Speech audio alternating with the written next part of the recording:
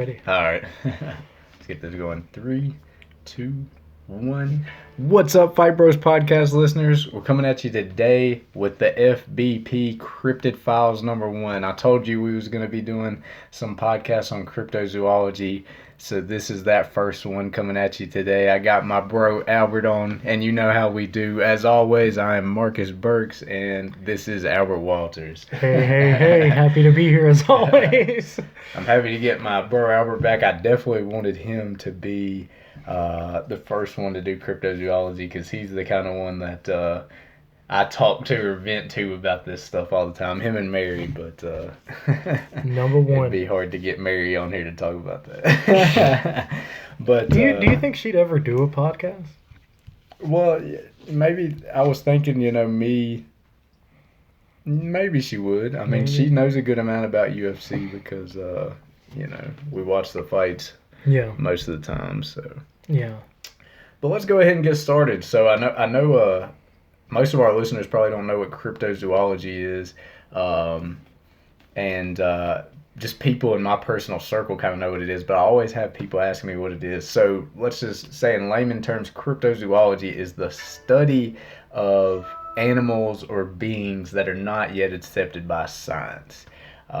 So, when we're talking about cryptids, we're talking about Bigfoot, Mothman, aliens, Loch Ness Monster, Dogman. Then all your random ones, like Dogman, there's a sheep man or something like that. The Chupacabra, that's a bigger one. Yep, you got the Rougarou in Louisiana. Yep. And Yeti's a bigger one. Yeah, so these are a few, and you'll probably hear some of those names again coming in some further podcasts. I'm going to try to cover one each podcast I do. I want to try to bring these podcasts to you at least 2 times a month, and not as frequent as the fight ones, but we'll try to get these in here. As you guys probably know in the logo, my favorite cryptid, the one that I'm so interested in, is Bigfoot, Sasquatch, the Yeti, whatever you want to call it. I am 100% believer that they exist. Albert, what's other than me throwing a bunch of cryptid stuff at you all the time, what's kind of your interest or knowledge of cryptozoology? Oh man, that's... Well, I know a lot from what we've had in conversation, a lot more than I would have known on my own. You've talked a lot about like the Mothman and stuff like that, all these crazy phenomenons with that. And then they even have like a Mothman festival up in West Virginia. What is it? What's the town called in West Virginia? It's not... Oh man, you put me on the spot. I usually know this pretty good. Yeah, it's not like Paris, but it's something like something falls, right? Yeah, it starts with a P. Yeah. But no. So I know from that. But my biggest Point interest, Pleasant. Yeah, Point didn't Pleasant. have to look it up. Yeah. No. My favorite ones would have to be Sasquatch and aliens. Mm-hmm. Because I like Sasquatch because I'm a hiker. I like being outside. Yeah. I think it'd be cool. Walk up on one in the woods, see it. I get annoyed when you talk about it with people. And I mean, excluding people who are like, that's BS, doesn't exist, well, whatever. But if you're talking about it with someone and they're like, nah, man, if I see Bigfoot, I'm going to shoot it. It's like, for what? Like, why? Why not take a photo of it? Capture it on camera, video. That's actually a lot of things that I get when I'm trying to, because I stated on here the only thing I actually truly 100% believe in is Bigfoot, but I'm very open-minded. Yeah. So I like to tell people about the encounters that I've read about or seen on TV or something. That's not saying that I 100% believe that, but man, me trying to tell people about that. And you just won't believe the stuff I get. Like, people automatically assume I'm there, and then they'll be like, you're not a Christian, you're not this because you said that, and I'm like, come on now, like I'm not saying anything. I'm just telling you. Has nothing to do with religion. I'm just telling you the encounter. Yeah. But that's a lot of stuff I get a lot of times when I'm talking about that, and that's kind of Yeah. That's kind of out there. Well, But yeah. Well, it has nothing to do with religion. It's cryptozoology. Yeah. It's study of supernatural Yeah. beings. So or not the supernatural, but you know what I'm saying. Yeah. So But you did mention aliens when you were talking I do like aliens. Yeah, so that's what we're actually covering today because those of you who keep up with anything, if you watch the Anything. news, aliens are the UFOs are the biggest thing going around right now. If you do recall, back in December or January, whenever we had that COVID bill passed, that $2.3 trillion COVID bill, in a little fine print, not a fine print, but I think there was a couple of pages on it. They actually had in there where the Pentagon was due to release the information they had on UFOs in 180 days. They actually had a 180-day deadline included in that bill. When I seen that, I thought it was kind of fake. I was like, why would that be included in the bill? Like we're For a supposed to be COVID bill, we're yeah. looking to give people money. Why is that included in the bill? Yeah. So I just kind of was like, oh, that's people must just be hyping that up. That's not in there, but it was. And last week on Fox News, an ex-UFO Pentagon program chief, I believe his name is Luis Elizondo. I might have pronounced that wrong, but he got on there and, discussed that the Pentagon actually has a lot on UFOs, man. There's a lot of stuff, and he said that there's a good amount of stuff that they can't unexplain. He actually detailed 3 theories on the origin of UFOs. He said that number 1, our U.S. technology has flown under the radar due to the lack of communication between agencies. He's meaning that if one branch of our government agency is testing some type of new technology, whether it be a drone or something like that, they're supposed to be communicating to other branches to let them know they're doing that and that there's not any type of breach happening. And he says that there is a very small chance that something like that would happen. So he said there's little to no chance at all that would happen. Number 2, it being a foreign tech created without intelligence of the U.S. government. That meaning, possibly from another country, possibly from another world, we don't know. And number 3, he said it would be a huge failure. He very much emphasized it would be a huge failure, but the U.S. being technologically leapfrogged by other countries is what he meant by that statement. Yeah. So, what's your thoughts on, him coming out? I mean, this is an ex-Pentagon program chief.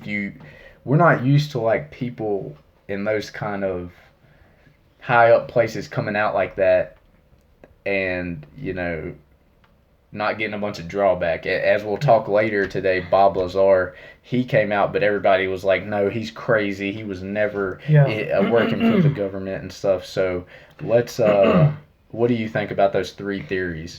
Well, like we were talking about before we went on air, was I think 2 and 3 are pretty much the same. Yep. Like to say you're saying the same thing with 2 different sentences. Either what was it? Foreign tech surpassed us, or the U.S. was leapfrogged by foreign tech. They're saying the same thing. So that is that. But I don't know where it's him. These people are told, they have to take an oath of secrecy. So I believe, right?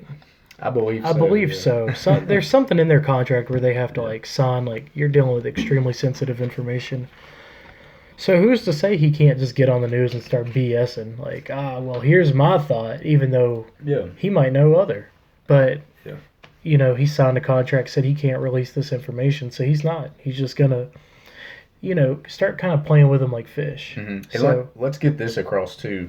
UFOs, by the U.S. coming out like they did and, saying that there is UFOs, UFO doesn't mean that there is extraterrestrial or there's aliens.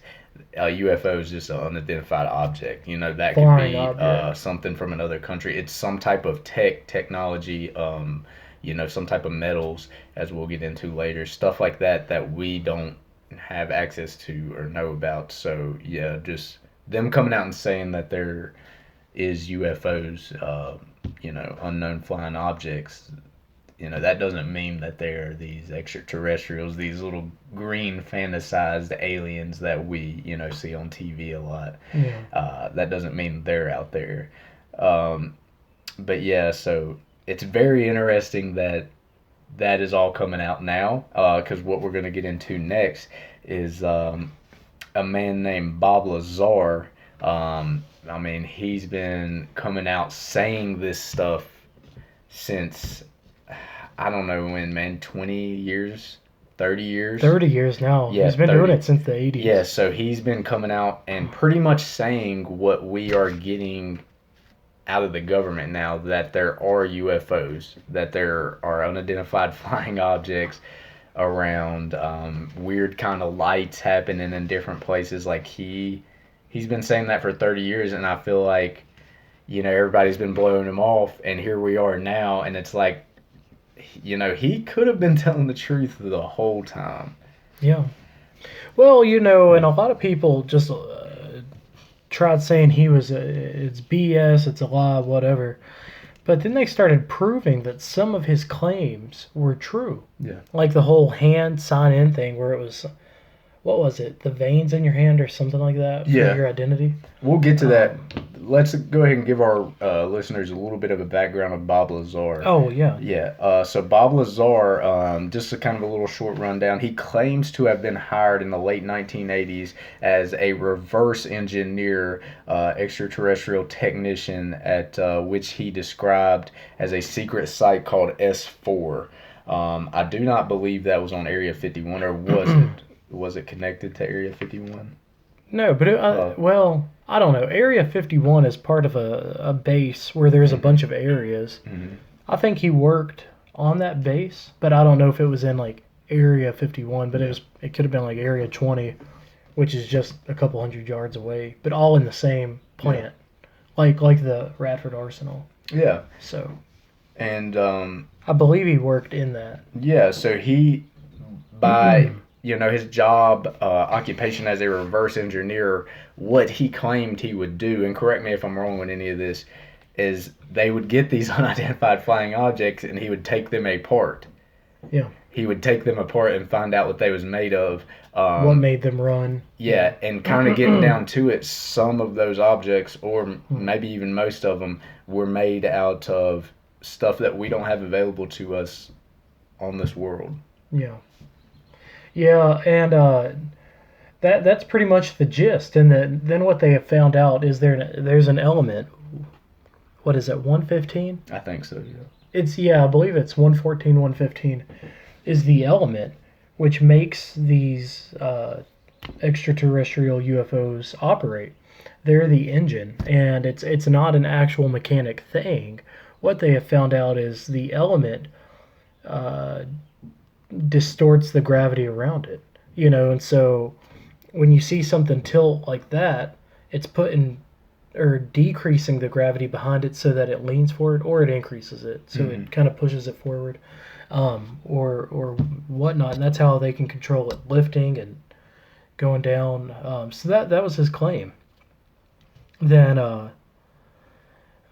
but nobody knew it to be true. Nobody believed it. Then what was it? It was somewhere in Europe. A college program had proven that element 115 existed. I don't remember what the program is though. Yeah. But you were introducing me to that. Mm-hmm. Was that they had created it or something? I can't remember what the story was. But they proved it doesn't last long. Because I think you said that it existed for like a tenth of a second, some ridiculously small amount. It existed, but they proved it was there. And what my theory was that maybe UFO crashes happen because at certain points on our planet this element does not thrive. Yeah. And so if it dies, boom, there goes your engine. So I don't know if you've ever seen the movie, or some of our listeners never seen the movie what is it, Back to the Future? It's Yeah, kind of yeah. like a situation like 1, that, 2, and man. 3. Yeah. Yeah. It's kind of like a situation like that, like his gas form. What was it called? Plutonium or zutonium? Something like that. Some Yeah, type yeah, of thing yeah. that he had to make him go back in time. So yeah, something. I mean, there's just a lot of unexplained, but pretty much, once Bob Lazar came out and started, making these kind of claims, the U.S. government tried to make him seem like he was crazy. They said he never worked there and stuff. Which, if you take an oath, that you're not supposed to come out, um, you know, and yeah, so they just tried to throw him out there like he was crazy, I guess. But and I think Bob Lazar did make this clear. He was a reverse engineer of these UFOs, these spacecrafts, but he never has claimed to have seen an extraterrestrial or an Yeah. alien. Which he did say walking down a hallway one time, Hmm. he glimpsed over out of his left eye and saw like a very little green figure with extremely long arms. So like Hmm. the length of our arms on a very little figure, little person. And it was all green, but And he said he didn't know if it was a stuffed animal or what. yeah, and he claimed that, everywhere he went for his job, he had to be escorted Yeah. by, government Yeah. security or whatever government workers. So I mean, I mean, he has books out. He's got something on Netflix. It's probably a little bit easier if you don't like reading to watch his documentary on Netflix. It's pretty good, and it'll give you a good rundown. But yeah, I mean, he never has claimed to have seen an extraterrestrial. Like you said, when he looked over there, he has never said that is that. It's Yeah. not. That's not what we're looking for. He actually claims that he thinks it was some type of stuffed animal they created. To try to figure out how it operates, Yeah, the machine. to try to figure out whatever was in the spacecraft that they recovered. Uh, you know, that's how it would have had to been designed. Yeah. Whatever being that was would have had to be made like that. Yeah. So yeah, but I don't know if you really dive in deep to what he's saying. It's really hard to, I mean, not believe. Like some of the stuff would just be so hard to make up. And I know you can make an argument that fictional book authors are really good at creating stuff like that. And Yeah. then I mean, and this is another good point to bring up too. There's a big percentage of our world. There's a certain percentage of everybody that has mental issues, and it can be Yeah. something small. What is pathological disorders, Pathological. Yeah. and stuff. So I mean, we do have to take in fact that stuff too. Some people can be something like a pathological liar. Like some people can lie to a point where it's believable because they believe it. Yeah. Yeah. Like some people will lie so much that they believe it, and that's Yeah. actually a real thing. I know, the term pathological liar gets thrown around, but it's actually Yeah, a towards legit. someone who just lies. It's No, actually an a actual legit problem. term, Yeah. and a problem in serial killers as well. Yeah. Like they start to believe Yeah. in themselves and stuff like that. Yeah. So yeah, don't think that a lot of cryptozoologists and stuff believe in everything, because if you really dive deep into a lot of these cryptozoologists, they they're open minded and they like to gather information, kind of like history. Yeah. Or like a case, like you want to find out all the information about it, and you put it out there, but because you're putting it out there, people believe that you believe that. Yeah. But yeah, Bob Lazar, he's very convincing in what he said, and I believe that we're getting to a point where what he said was true. Yeah. I'm not saying the extraterrestrials are real, but there is UFOs out there. There's strange lights. There's tons of videos. The U.S. government actually released a couple of videos, Yeah. with this COVID bill, and the objects are just so fast and stuff. It is not of the technology we have. It's way No. faster than a drone. Oh, absolutely. And it can go and stop on a dime. Yeah. In the middle of there, we have nothing that can do that. Yeah. If we have anything besides helicopters, but if we're talking about airplanes, they can't go and then just stop. They'll plummet. And so, or, they could glide, they could get themselves out of it. But, a helicopter can't even stop just on a dime like that. So, this is the only machine that they have found that is able to do that. Yeah, I know. And, so guys, take a look at Bob Lazar. Just dive in, get a little bit of information about him there. Because he's definitely probably, when you're talking about UFOs, talking about extraterrestrials, he's probably one of the most credible people in that aspect. Maybe not the alien part or extraterrestrials if that's what you're interested in too, but yeah, definitely give him a check out. So something else I wanted to dive into, and I just felt that this would be prevalent on the topic because, for one, because this is the Fight Bros podcast, so we talk about fights. So this situation actually hits close to a UFC fighter. Those of you who know Angela Hill, she was the first African American female to headline a UFC event last year. So this story actually involves her great grandfather, I believe, or her great grandfather. It's one of those two. But let's dive into this. Betty and Barney Hill claimed to be abducted by aliens in the 1960s.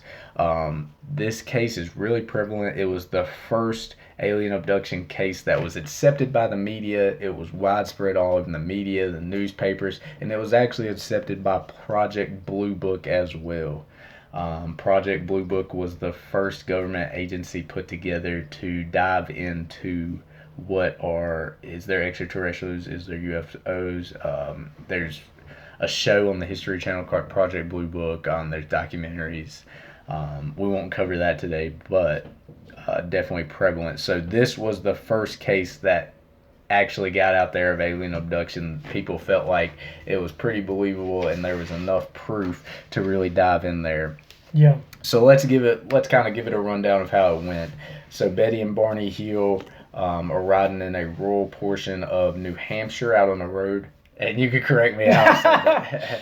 No, you said it well. Rural. Yeah, it's not an easy word to say, man. But they were pretty much riding out in the country in New Hampshire one night. They noticed these strange lights in the sky, kind of small.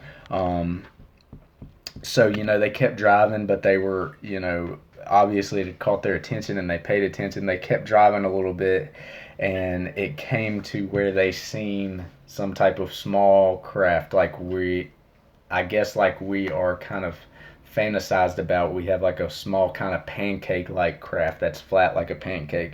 So once it got to that point, they said it was hovering about 300 feet, or 1,000 feet. It was just hovering, and they said they've never seen anything. If you guys have ever watched airplanes cannot hover in place. I do not believe. No. They cannot hover in place. The only thing that can do something like that is like a jetpack. Helicopter. Yeah, like a helicopter. But they said this was like a pancake shaped. It was 1,000 feet in the air, they said, or estimated. Obviously, they couldn't measure it. And they said it was hovering. So from this point on, they're still sitting in their car. He supposedly grabs binoculars, looks up. He said he's seen 3, as we're going to call them, and as we'll see later, grays. Grays is a term in cryptozoology to pretty much refer to as gray people. It's a term for aliens. The grays are not like the aliens we're fantasized about. We're fantasized that, if extraterrestrials are always thing, aliens are a thing, that they're these small green people with humongous heads.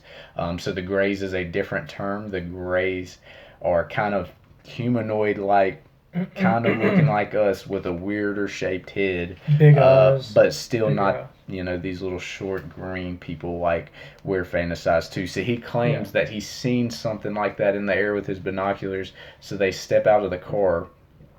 This is where it gets weird. When they step out of the car, they kind of he still locked eyes with those three humanoids in the space, and from that point on, he claims that they were pretty much extracted from the ground to that ship. Yeah. And let me back up a little bit, because I did miss one little point here, and it kind of messed it up a little bit, but that's okay. They had lost 2 hours of time. They remembered a little bit of what happened that night, but all they knew is that for some reason they lost 2 hours of time and woke up in their car. Yeah. They started remembering bits and pieces in it, and then they got recommended to a hypnotist. From this point on, both of them were hypnotized in different rooms, and the story came out the same. So what I'm telling you is what came up after they was hypnotized. So let's go back. So he's locked eyes on the craft above with the binoculars. From that point on, he claims that they were pretty much levitated. He claims that he was dragged across with his arms going up, his feet dragging on the ground to the ship. Same with her. They actually have his shoes where they have scrapes on them, where it looks like he was like being dragged on the top with the heels facing the back. Yeah. So they actually have that. I believe it's in a museum or something. So once they got on the ship, this is where it gets weird. And this is, they're in two separate rooms telling their sides of the story, and it came out pretty much the same. This is Betty and Barney Hill. So let's start out with Betty. She claims that, she woke up in this kind of like spacecraft. She's saying that there is these weird gray humanoids around her. She claims that they were running tests on her, and that it, was kind of like stuff we have in our hospitals, but she claims that they were like examining her hardcore. The thing where it got weird was a needle was extracted to her navel area. They were trying to, puncture her navel area down in that pelvic region with a needle. From that point on, she had a dress on, and she claims the dress was ripped. Like I said, the dress and the shoes from Barney Hill are the main things that have of this case that would match what they claim. So her dress is ripped. From that point on, she claims that they never got to extract the needle, but that's why her dress was ripped, because she kept fighting it. Yeah. So that's kind of what went on with her. That was the main thing with her. Let's go on to Barney Hill. He claims that when they took him in, they was running kind of like x-rays on him, examining him as well. Where it gets weird, though, is he says they flipped him over, pulled out a cup, and extracted semen from him. Yeah. That's kind of where it gets a little weird on his side. They then claim that they pretty much kind of got back to their car. They don't know how. And, claimed that they were told that they weren't going to be hurt, but they wouldn't remember. Yeah. So that's what they claim, and this is kind of the first alien abduction story, and it's really weird. Let's fast forward a little bit. Barney Hill ended up, unfortunately, dying of a brain aneurysm at 49. I don't know how much longer that was after this. Betty, actually, I don't know if she's still alive, but I know she was 83 or maybe past the 83. But I actually found this out, that she actually completed a lot of lie detector tests on TV, and she actually passed all of them. Wow. Which is pretty interesting. But at the same time, like we talked about earlier, pathological liars can pass stuff like that. Because if you believe yourself and what you're saying, your heart rate's not going to. Yeah. But Albert, knowing what I just explained to you, and I did not explain that the best like I wanted to. No, you explained it well. But yeah, what do you think about this? And I must add too that the couple had never been interested into the paranormal, nothing like that. And I did see after this, Barney ended up having PTSD. He had sleeping troubles after this. And I mean, if that is true, that would be a traumatic experience. Yeah, absolutely. And I forgot to mention this, and this is kind of a main thing in the story. Their watches were froze as well. Oh. Yeah. So their watches were supposedly froze at the same time. That's kind of prevalent, but what I have right here, and I'm gonna post it on the Fight Bros page. So this is actually the drawings that I got offline of what they said the ship looked like. You can see where they actually drew the people being in there. The gray people. Yeah, it kind of looks like an Oreo. Looks like like an Oreo. It kind of looks like an Oreo, but that's what they claim, and I'm actually gonna post a picture of what they said these gray people looked like as well. I wish I had the podcast technology to be able to post this as we were going, kind of like Rogan and stuff, but that's okay. So, what do you think about that story? Like, do you think, just tell me your thoughts. I don't know, man. I'm kind of indifferent on this one. And I mean, feel free to do some more research because there's a couple of shows on it. There's some books. I didn't explain that the best, so I apologize, listeners. No, man. I think you explained it well. No, I don't think it's a bad claim, but you always are gonna have to be a little skeptic for any story, because they can say, oh, hey, we were never interested in this, but then maybe just seeing a newspaper article or something that was like, oh, hey, this person's making money because they came up with a story. They could say the same, came up with a story that was far out but believable, had some kind of proof, said, ripped their own dress, and whatnot, but scraped up your shoes and said it happened, then took out the battery both times at the same time for both watches, or whatever, just took out the battery and twisted them to be the exact same time. All their evidence is stuff you could easily create, and that's the problem with this. I'm not saying it didn't happen, but like you said, pathological liars believe what they're saying when it's a lie. They can pass lie detector tests with it. They can pass a lie detector test with it. So, he could start believing this so much to where he started having night terrors, started going through the motions, or he felt like it actually happened, and believed it was real trauma. And you know what I'm wondering, man? This story, and this is kind of off topic, not really, but I don't know if you've ever seen the movie Scooby-Doo and the Alien Invaders. Mm-hmm. It's very similar. It's very similar. Very similar. That's what I was thinking when you were telling me about it. I was like, there's a lot. And obviously that movie came out after this. I kind of wonder now, did they base the movie off this? Base the movie off of this? Because I actually rewatched that movie during the whole shutdown, and I watched it or something. But I mean, they kind of touch in that movie kind of what these people claim, not just them, but other people, about extraterrestrials, UFOs, aliens. So then the medical equipment on the outside. It's kind of interesting. Yeah, my take on this is, I don't know. I'm open-minded. I don't like to call people a liar, but I also don't want to be gullible and believe stuff either. Believe everything. Yeah, but it's very interesting. I mean, I guess you could take like the top of your shoe and scrape it down like that. You could even do it with your shoes on. Just lean forward and just, but that's where the scrapes were. Yeah, that's what I'm saying. Like, it's all evidence you can easily do. But yeah. So that's kind of my problem with it. Yeah, but I must say, something that kind of, they were an interracial couple at the time.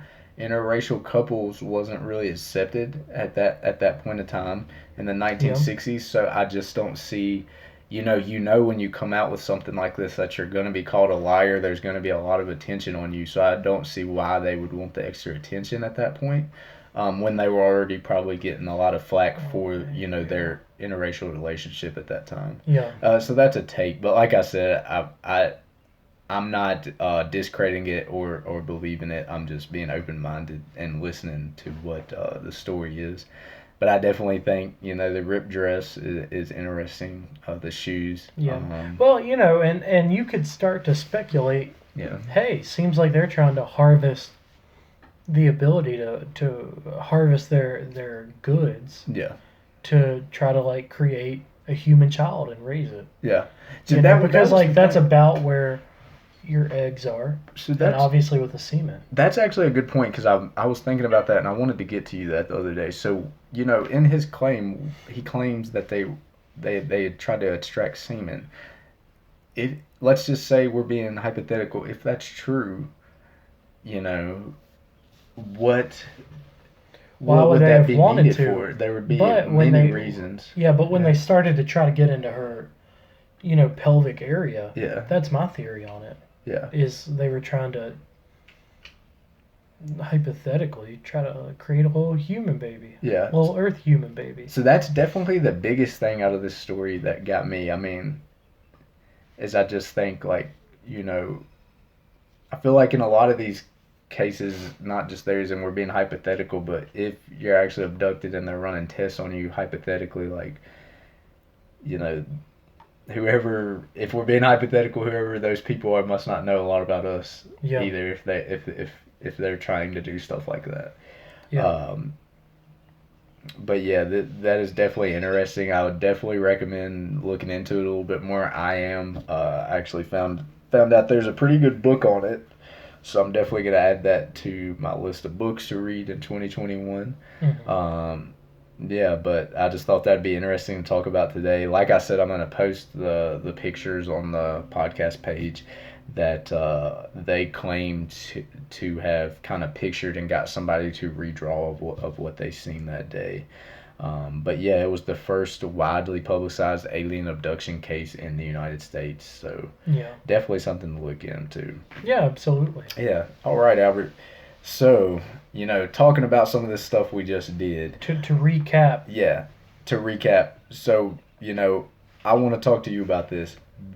Do you believe in extraterrestrial life? And I'm going to say life. I'll get to that on my side. okay. But do you believe in extraterrestrial life? Do you believe in UFOs? And I want you to answer those two questions. Well, I mean, I think yes for both. Obviously, UFOs are real because let's say we go outside and we take a frozen pizza crust, and let's say we somehow attach little drone engines and propellers to it, and we just fly that across the interstate. You don't know what that is. That's an unidentified flying object. So that's a UFO. So like UFOs do exist because that's all it stands for. Yeah. So like that's a given. That was a great way to put it. Yeah, like it just means you don't know what it is, but it's flying. Yeah. So that's all. But as far as extraterrestrial life, yeah, I believe so because our universe outside of Earth, not even the Milky Way galaxy, but where we have the Sun, Saturn, Uranus, Venus, Mars, and so forth. But because that's all in the Milky Way galaxy. Let's step out of that galaxy. Let's try to imagine the universe.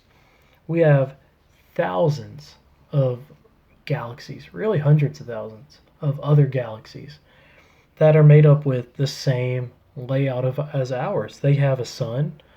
That's the central point of it all. They have a lot of little planets that are also gravitating around their sun. Mm-hmm. We've even seen that some of these planets have moons that are, also counterbalancing that gravitational pull. So, somewhere out there, there's got to be another planet that can sustain life. Yeah. Now, do you think they look like these little green people? Do you think they look like these gray people that are kind of humanoid? I mean, I'm going to just say yeah to anything you could imagine. I think they look like anything they could look like. And my theory on that is because you have to almost take a scientific, theoretical approach to it. No planet, a lot of planets are going to be very similar to Earth, but none of them are going to be completely the same. And so, given their situations, maybe it's the chemicals in their atmosphere, maybe it's the terrain, maybe it's the water, or whatever that planet has formed had formed on it. You know, whatever's living on that planet's going to evolve differently than how we Yeah. have. Now, let's, and I'm just saying, let's take religion out of the conversation for a second, because this doesn't necessarily align with Adam and Eve. Earth's only 3,000 years old, but let's just talk about evolution. For something to evolve on another planet, it's not going to evolve the same we have. Yeah. So, I mean, it might have an extra finger, a less finger. It might have a different color skin. Maybe it's because of the background it's in. Maybe it's a defense thing, like an iguana. So that's just kind of my theory. I don't think they're going to look exactly like humans. Yeah. I think they'll look similar, or I think they can look completely different. They can look like hairy elephants. Who knows? Yeah. Hairy purple elephants Mm-hmm. with two trunks. Like, if you told me that existed, I wouldn't deny. I wouldn't Yeah. think you're lying. I would just say that's how that evolved for that planet's environment. So, but that's my belief on it. What's yours? Yeah, I mean, like I said, I'm open-minded. Yeah. I believe that everybody's not lying in a lot of these cases that they talk about. Yeah.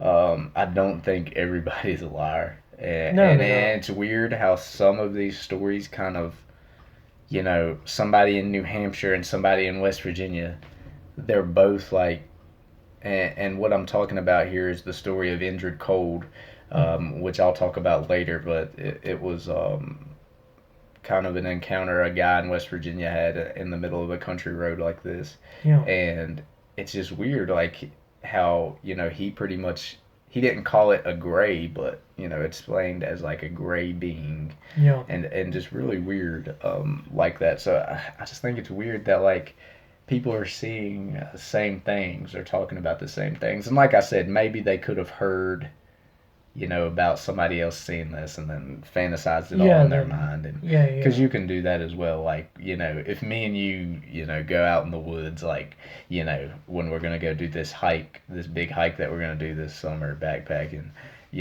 I'm actually a Bigfoot believer. So,